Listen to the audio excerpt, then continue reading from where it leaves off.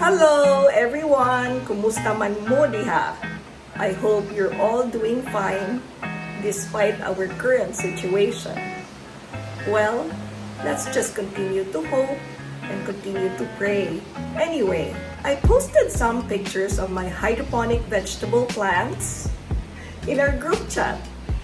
And then some of you were asking me, Myrm, giunsa man na nimo or nindot lagi na tudloy ni be mag-zoom ta? And then nakatawa ko because I'm not a very techy person. I don't even know how to use Zoom. My nalanggani, my daughter, helped me create this video because I really wanted to share with you my love for gardening. You know, throughout this quarantine period, throughout this depressing or challenging time, this hobby has helped me cope up. It has somehow lessened my, shall we say, COVID-induced anxiety. It has helped me have this positive and hopeful outlook. You know, in the morning when I get up, I say my prayers and go down, and instead of turning on the TV to listen to some, well, not just some, but more and more sad news, I just go straight to my plants and then I check them out. I see if they're growing taller, larger, or if there's a flower bud coming out, or if it's going to bear a fruit for me. And then I get very excited and happy. You know, I just want to thank God for the gift of life and for all the blessings. So I wanted to inspire you to start this hobby. You might not be interested now, but maybe in the future, you might be. And then you will get to experience the same happiness and the same excitement I get when I see my plants grow or bear a fruit. My love for gardening started in high school. And then I got married, I had kids. I was so busy that I forgot about this hobby. Fortunately, before the pandemic came out, before COVID-19 came out, I got back into this hobby. And mahadlok man ko og dengue, I didn't want to spend long hours outside anymore because of course, may daghang mosquitoes. So I did some research on indoor gardening, and that's how I came across hydroponics. So, what is hydroponics? It's simply growing plants in water. There are so many hydroponic systems. There's one where most commercial growers use. It involves pipes, air pumps, because there's continuous flow of water. But what I am using is called the Kratky Hydroponic system. It was invented by no other than Mr. Kratky from the University of Hawaii. This system is what I chose because it's very simple and very easy. It does not involve complicated setup. You don't need to use high-tech tools and equipment. I guarantee that any one of you can do this.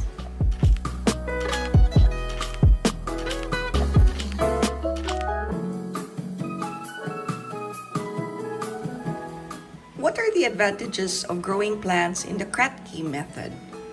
One is it's low maintenance. You don't have to water the plants every day. It's like you set it up and leave it. You just let the plant do its thing until harvest time. Well, you'll have to check the level of the water every now and then, but basically, that's it. Second is, I noticed that the leaves and the roots are cleaner. Tanawa, green kayo ang leaves. And look at the roots, puti kayo. What happens man good is if you plant it outside in soil and then it rains, dirt splashes onto the leaves. And then your plant becomes more prone to diseases. The third advantage is it's space saving. I have about 40 plants inside my house, but they only occupy 3 shelves of my trolley.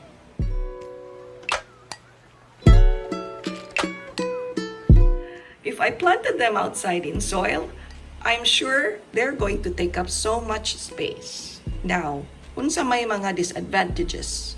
I can only think of one, and that is you're limited to the kind of plants you can grow You cannot grow larger plants and trees.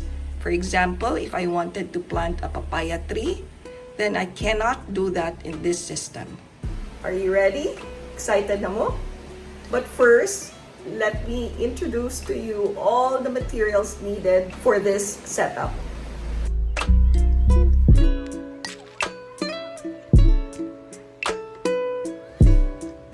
I've grouped the materials into 3 categories. Let's start with the sustainable materials. I like using things I can find in my home kay instead of ilabay nako, I can put them to good use. So walay mausik. For the containers, you can use an empty mayonnaise jar, pasta sauce jars, or water bottles. Really, you can use anything as long as that container can hold about 1 to 2 liters of water.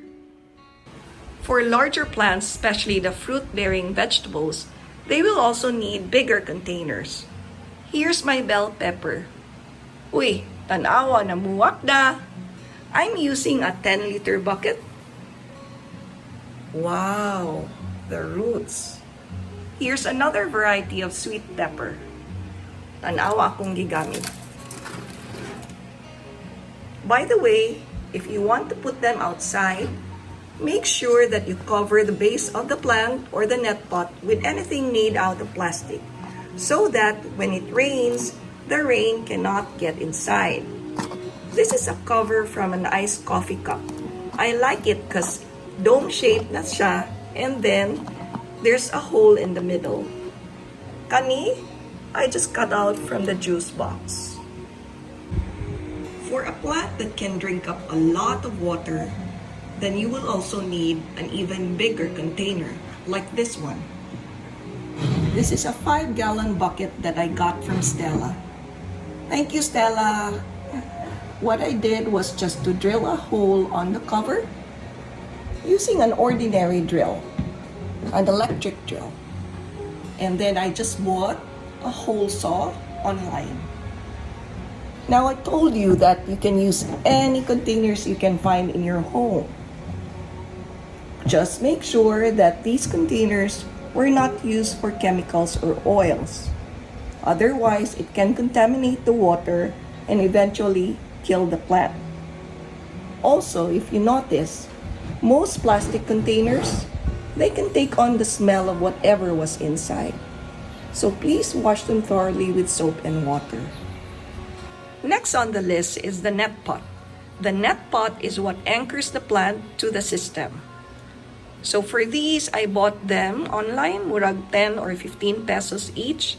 And it comes in different sizes. This is a 2-inch net pot and a 1-inch net pot. If you like bigger ones, it also comes in 3 to 5 inches. But then I discovered that the yogurt cup fits perfectly into the mason jar. See? Perfect kayo iyahang fit. And then, using a cutter, I just made slits around and a hole at the bottom. Just be very careful kay sharp kaayo ang cutter. And then, gikapuya naman ko kay tedious kaayo using the cutter, I just bought a soldering iron for less than 200 pesos. And it's now what I've been using to poke holes around and make slits. You can make your holes and slits, design it the way you want it. If you don't have a soldering iron, you don't have to buy one. You can use any sharp metals at home as long as pwede siya ma-heat. So, this is what I've been using now. May nalanggani, I have 2 people at home who love to eat yogurt. Bernard is right now eating some yogurt. Say hi, Dad! Because we're going to wrap the containers, and I'll explain later nga no, we will need like an old newspaper or old magazine or a used aluminum foil like this one. This is from the milk powders akong anak. If you want to be creative, then you can use a decorative wrapping paper or cloth. And then, katong mga artistic yun, they can even spray paint on the container. Let's talk about the things you will have to buy. I'm not promoting any brands here, ha? I just bought them randomly from the grocery store and then ang uban sa garden shop and hardware. When you buy a pack of seeds, make sure to check out the expiration date. And I recommend that when you buy a pack of seeds, the expiration date must be about a year or more from the day you bought them. Otherwise, the seeds will have very low germination rate. Another option would be to get some seeds from the fruits and vegetables you already have at home. Kani siya, we bought a very sweet pomelo and then I also bought lychees from Tiffany and tamis pud kaayo. So my husband decided to wash them and dry them outside. Hopefully, ug na nakoy dako nga garden, dako nga farm, I can plant them. Another material that you will have to buy is the growing medium. A growing medium is where the plant can grow in. There's so many types out there. For example, this one, it's called a hydroton clay pebble. It's made out of clay. Lightweight kayo siya. And it comes in different sizes. This one is bigger and lighter in color. And this one, it's darker and smaller. Many people like using them because they can retain moisture and oxygen very well. Another growing medium, it's called the rock wool. It's actually made out of some kind of rock. And it was spun, like cotton candy. It was spun into fibers and compressed into cubes. For both the rock wool and the clay pebbles, they can be very expensive. When I was new to hydroponics, I bought them online and I used them. But now, I prefer this one, coco peat. It's made out of coconut husk, and because coconut is indigenous to the Philippines, it's readily available and cheap. For this whole bag here, I bought it only for 50 pesos. And daghan na kay kag mahimo. You can choose whatever growing media you like. Basta ako, I prefer the coco peat. We all know that for a plant to grow, it needs water, oxygen, and sunlight. But if we want it to grow quicker, larger, then you need to add fertilizer. Water alone lacks some of the nutrients found in the soil. So that's why we will add fertilizer. Kani, I've already added fertilizer to this water, and it's now become a nutrient-rich water solution. Just make sure that when you buy a fertilizer, it's for hydroponic, kaya there are so many fertilizers out there. I like using this brand kaya it's cheap. 12 sets, murag 250 pesos. And one set, you can mix this already to 20 liters of water. So, daga na kay siyag mahimo. There's hydroponic fertilizer for lettuce and green leafy vegetables. And there's for tomatoes and fruit-bearing crops. You can also go green or go healthy by buying organic fertilizer. Whatever fertilizer you decide to use, just make sure it's for hydroponic and follow the mixing instruction at the back. I've included the spray bottle under the store-bought category, but actually pwede siya sa sustainable materials category kay if you already have one at home and you're not using it, then you don't have to buy one. We need this to spray water on the growing medium. I'm going to show you the optional things to buy. This is hydrogen peroxide. Make sure it's 3% ha. This is normally used as a disinfectant or to clean wounds, and that's why you can find this at the local pharmacy. Kani, I bought this for 60 pesos. Yeah, 1 liter na. So it's not that expensive. I use this to spray on top of the growing media para walay mold formation.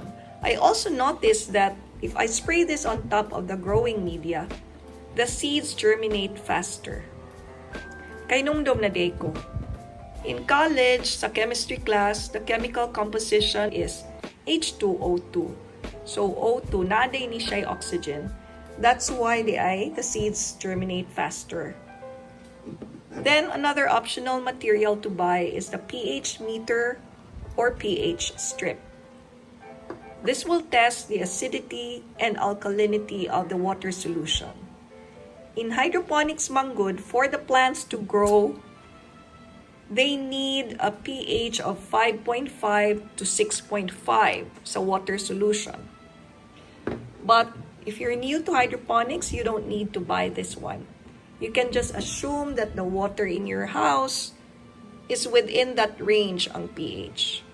Now, when your plants are ready to harvest and then you don't want to pull the plant, you just want to cut the leaves, you will need a pruner like this one. So you just need to cut the leaves of your petchay, spinach, or your leafy greens. Well, actually, you can use scissors ragud at home, but then I like using this one because it's very comfortable in my hand. You can also use this to prune peppers or other plants.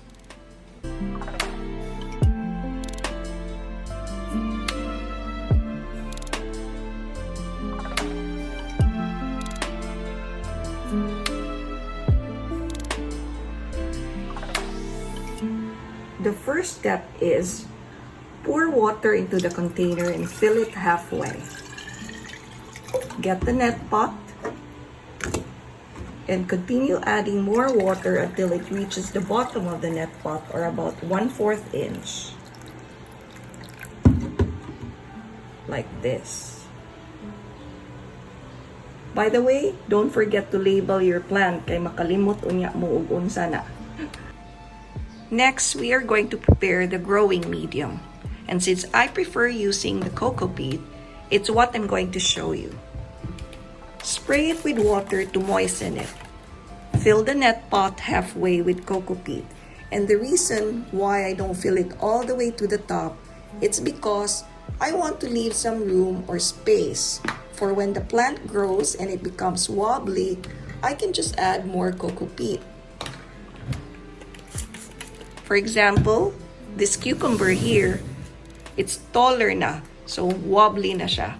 But because at the start, when I planted the seed, I just filled this halfway, I now have room to add more coco peat to support the plant.